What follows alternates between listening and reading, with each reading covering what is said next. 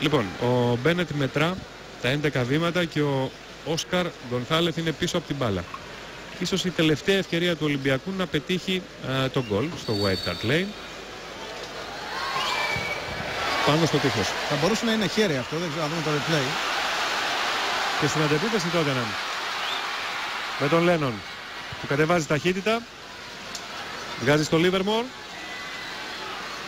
Ο νεαρός πήγε να πασάρει στον Ντεφό, δεν πέρασε μπάλα. Παραμένει όμως στην κατοχή των πετινών. Τσιμποντά.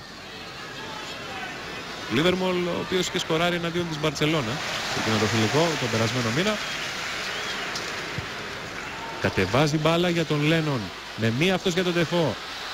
Με κλειστά μάτια συνεννοούνται οι δυο της. Πάσα για τον Παυλιουτσένκο. Επέμβαση από τον Ούργο Πάρντο, η καλύτερη της βραδιάς. Αποσόβησε το 4-0. Έπεφτε, η μπάλα πήγαινε στην άλλη κατεύθυνση και κατάφερε εκπληκτικά να αντανακλαστικά επέδειξε. Ναι, ήταν ενστικτώδης τελείως. Ακριβώς. Αυτή η που έκανε. Παρολίγο λοιπόν να γραφόταν και πάλι το σκορ εκείνο του αγώνα προ 37 ετών. Επισήμου βεβαίως τότε για το δεύτερο γύρο του κυπέλου ΕΦΑ, όπου τότε να θυμίσουμε είχε διαλύσει τους ερυθρόλεπτους του Δελικάρη, του Ιβ Τριαντάφυλλου, του Γιούτσου, του Κελεσίδη, του Αγγελί, του Σιώκου με 4-0.